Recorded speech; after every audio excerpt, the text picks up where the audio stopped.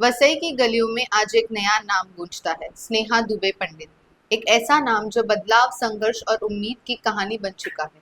लेकिन ये कहानी आज की नहीं है। इसकी जड़ें उस वक्त से जुड़ी है जब स्नेहा जी एक छोटी बच्ची थी और उनके पिता विवेक पंडित वसई में आदिवासियों और मजदूरों के हक के लिए संघर्ष कर रहे थे।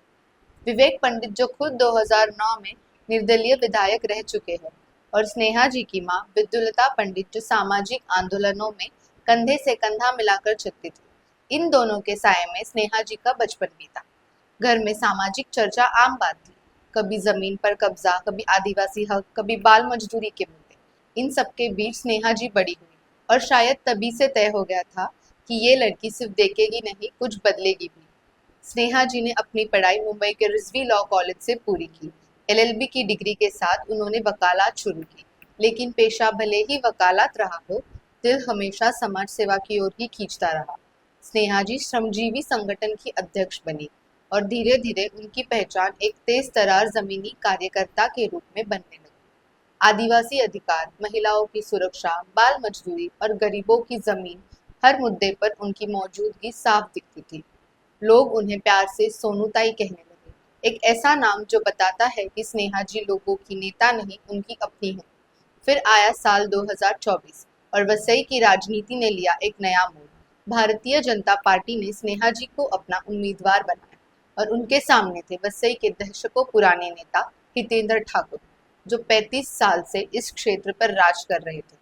कई लोगों को लगा कि ये तो नामुमकिन है, लेकिन स्नेहा जी ने अपने अंदाज में चुनाव लड़ा। घर घर संपर्क, साफ सुथरी छवि और सोशल मीडिया के स्मार्ट इस्तेमाल से उन्होंने लोगों को न सिर्फ जोड़ा, बल्कि भरोसा भी जीत लिया। परिणाम आया कि स्नेहा जी ने 3153 वोटों से ऐतिहासिक जीत दर्ज की। एक महिला, एक पहली बार चुनाव लड़ने वाली उम्मीदवार, और वो भी इतनी मजबूत राजनीतिक विरासत के खिलाफ। ये जीत सिर्फ वोटों की नहीं थी, ये वसई की सोच में आए बदलाव की जीत थी। विधायक बनते ही स्नेहा जी ने वसई के मूलभूत मुद्दों पर काम कर दिया। पानी, सड़क, स्वास्थ्य सेवाएं उनकी प्राथमिकता में रही।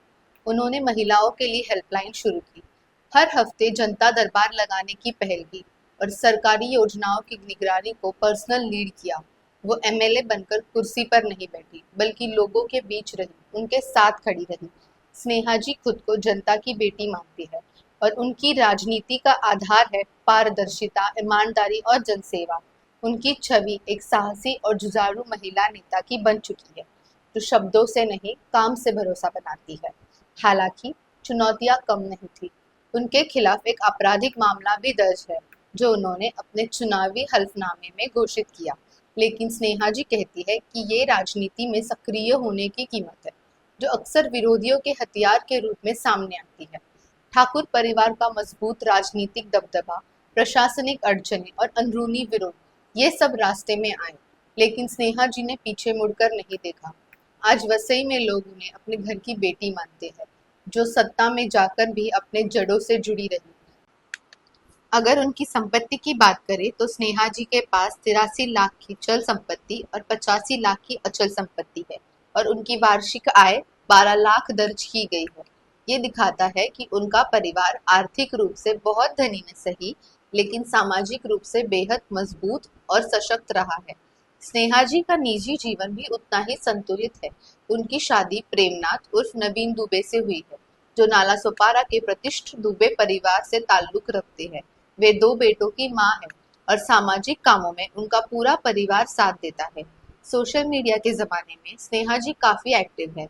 इंस्टाग्राम पर उनके 21,000 प्लस फॉलोअर्स है, और फेसबुक व ट्विटर पर भी वे जनता से जुड़ी रहती है।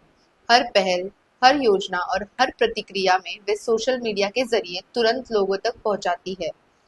भविष्य की बात करें तो स्नेहा जी का सपना है वसई को एक स्मार्ट, सुरक्षित और रोजगार युक्त शहर बनाना। महिलाओं, युवाओं और आदिवासी समुदाय के लिए विशेष योजनाएं लाने की तैयारी हो रही है। शिक्षा, स्वास्थ्य और स्वच्छता पर उनका फोकस आने वाले सालों में गहरा होगा। हो गया।